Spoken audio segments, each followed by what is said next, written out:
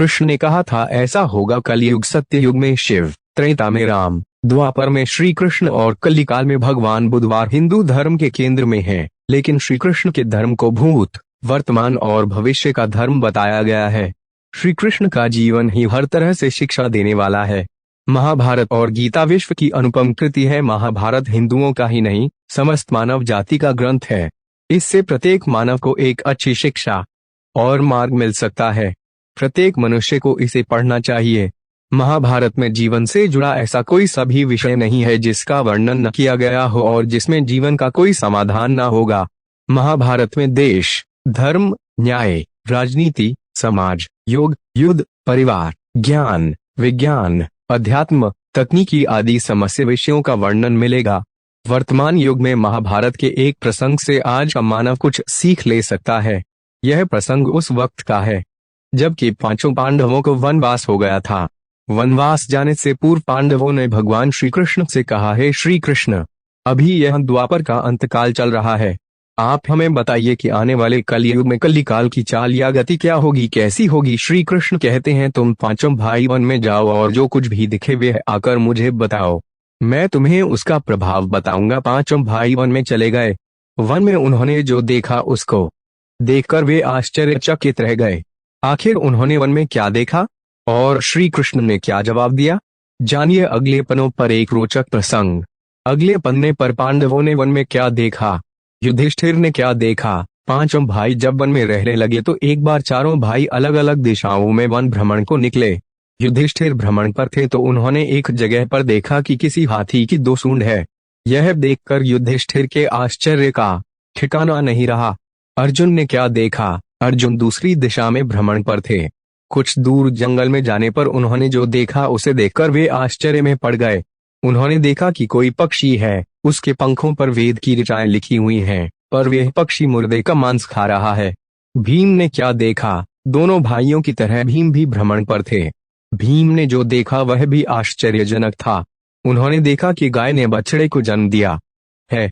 जन्म के बाद वह बछड़े को इतना चाट रही है कि बछड़ा लहूलुहान हो गया। अगले पन्ने पर जानिए नकुल और सहदेव ने क्या देखा। सहदेव ने क्या देखा, सहदेव जब भ्रमण पर थे तो उन्होंने चौथा आश्चर्य देखा कि 6 से 7 कुएं हैं और आसपास के कुओं में पानी है, किंतु बीच का कुआं खाली है। बीच का कुआं गहरा है फिर भी पानी नहीं है। उन्हें यह देखकर घोर आश्चर्य हुआ कि ऐसा कैसे हो सकता है। नकुल ने क्या देखा, नकुल भी भ्रमण पर थे और उन्होंने भी एक आश्चर्यजनक घटना देखी। नकुल ने देखा कि एक पहाड़ के ऊपर से एक बड़ी सी शिला लुढ़कती हुई आती है और कितने ही वृक्षों से टकराकर उनको नीचे गिराते हुए आगे बढ़ जाती है। विशालकाय वृक्षों भी उसे रोक न सके। इसके अलावा वह शिला कितनी ही अन्य शिलाओं के साथ टकराई पर फिर भी वह रुकी नहीं। अंत में एक अत्यंत छोटे पौधे का स्पर्श होते ही वे स्थिर हो गई। अगले पन्ने पर जानिए तब श्री कृष्ण ने क्या कहा।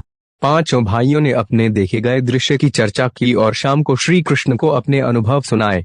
सबसे पहले युधिष्ठिर ने कहा कि मैंने तो पहली बार 2 सूंड वाला हाथी देखा, यह मेरे लिए बहुत ही आश्चर्यजनक था। तब श्री कृष्ण कहते हैं, हे धर्मराज, अब तुम कलिकाल की सुनो। कलियुग में ऐसे लोगों का राज्य होगा जो दोनों ओर से शोषण करेंगे, बोलेंगे कुछ और करेंगे कुछ, मन में कुछ और कर्म में कुछ। ऐसे ही लोगों का राज्य होगा। इससे तुम पहले राज्य कर लो। अगले पन्ने पर अर्जुन ने जो देखा उसका जवाब। युधिष्ठिर के बाद अर्जुन ने कहा कि मैंने जो देखा वह तो इससे भी कहीं ज्यादा आश्चर्यजनक था। मैंने देखा कि एक पक्षी के पंखों पर वेद की ऋचाएं लिखी हुई हैं और वह पक्षी मुर्दे का मांस खा रहा है। तब श्री कृष्ण कहते हैं, इसी प्रकार कलयुग में ऐसे लोग रहेंगे जो बड़े ज्ञानी और ध्यानी कहलाएंगे। विज्ञान की चर्चा तो करेंगे लेकिन उनके आचरण राक्षसी होंगे।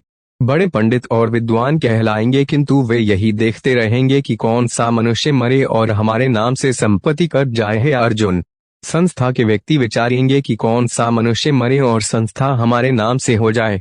हर जाति धर्म के प्रमुख पद पर बैठे विचार करेंगे कि कब किसका श्राद्ध हो, कौन कब किस पद से हटे और हम उस पर चढ़े।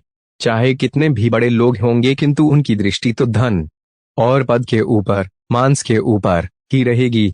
ऐसे लोगों की बहुतायत होगी, कोई विरला ही संत पुरुष होगा। अगले पन्ने पर भीम ने जो देखा उसका जवाब।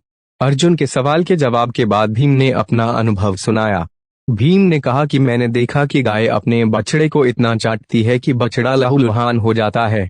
तब श्री कृष्ण कहते हैं कलयुग का मनुष्य शिशुपाल हो जाएगा। कलयुग में बालकों के लिए ममता के कारण इतना करेगा कि उन्हें अपने विकास का अवसर ही नहीं मिलेगा। मोह माया में ही घर बर्बाद हो जाएगा। किसी का बेटा घर छोड़कर साधु बनेगा तो हजारों व्यक्ति दर्शन करेंगे, किंतु यदि अपना बेटा साधु बनता होगा तो रोएंगे कि मेरे बेटे का क्या होगा। इतनी सारी ममता होगी कि उसे मोह माया और परिवार में ही बांध कर रखेंगे और उसका जीवन वहीं खत्म हो जाएगा। अंत में बेचारा अनाथ होकर मरेगा। वास्तव में लड़के तुम्हारे नहीं हैं, वे तो बहुओं की अमानत हैं। लड़कियां जमाइयों की अमानत हैं और तुम्हारा यह शरीर मृत्यु की अमानत है। तुम्हारी आत्मा परमात्मा की अमानत है। तुम अपने शाश्वत संबंध को जान लो। बस अगले पन्ने पर सहदेव ने जो देखा उसका जवाब। भीम के बाद सहदेव ने पूछा, है श्री कृष्ण, मैंने जो देखा उसका क्या मतलब है? मैंने यह देखा कि 5 से 7 भरे कुओं के बीच का कुआं एकदम खाली है, जबकि ऐसा कैसे संभव हो सकता है? तब श्री कृष्ण कहते हैं कलयुग में धनाढ्य लोग लड़के लड़की के विवाह में, मकान के उत्सव में, छोटे बड़े उत्सवों में तो लाखों रुपए खर्च कर देंगे, परंतु पड़ोस में ही यदि कोई भूखा प्यासा होगा तो यह नहीं देखेंगे कि उसका पेट भरा है या नहीं। उनका अपना ही सगा भूख से मर जाएगा और वे देखते रहेंगे।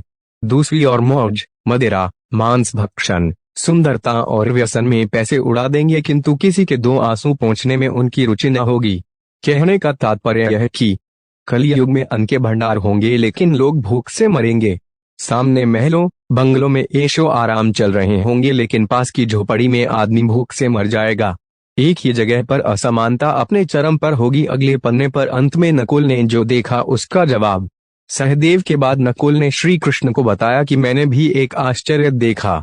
वह यह कि एक बड़ी सी चट्टान पहाड़ पर से लुढ़की। वृक्षों के तने और चट्टानें उसे रोक न पाए, किंतु एक छोटे से पौधे से टकराते ही वे एक चट्टान रुक गई। विष्णु तब श्री कृष्ण ने कहा, कलयुग में मानव का मन नीचे गिरेगा, उसका जीवन पतित होगा। यह पतित जीवन धन की शिलाओं से नहीं रुकेगा, न ही सत्ता के वृक्षों से रुकेगा, किंतु हरि नाम के एक छोटे से पौधे से, हरि कीर्तन के एक छोटे से पौधे से मनुष्य जीवन का पतन होना रुक जाएगा। श्रीमन नारायण।